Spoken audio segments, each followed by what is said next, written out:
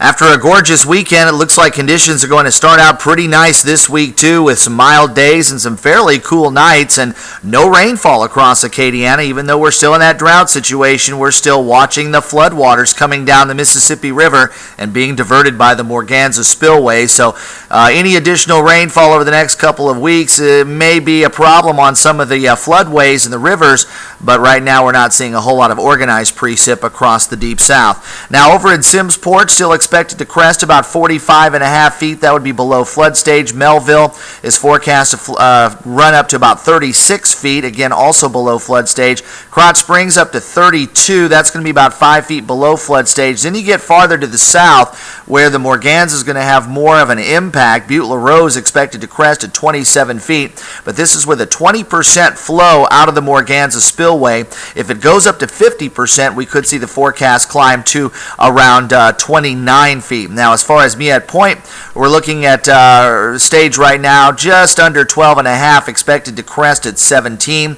And down in Morgan City, we're expecting an 11-foot crest. Again, that's with 20% of the Morganza spillway opened, and some of the flows have already made their way down to the I-10 corridor and a little bit farther to the south. Now, as it rushes southward, we may see some backwater flooding rounding the levee south of Butte La Rose, which could bring some flooding there west of Krotz Springs and Melville, including areas around Bayou Catawba and 3 Mile Lake. But it will take about another day at least, maybe 2 days, before some of the waters reach Stevensville and Morgan City, and then it will be spreading into the wetland areas as it gets through the Atchafalaya River and out into the coastal sections. But can still see a couple of more days before the actual water from the release of the Morganza spillway on Saturday reaches the bottom part of the basin.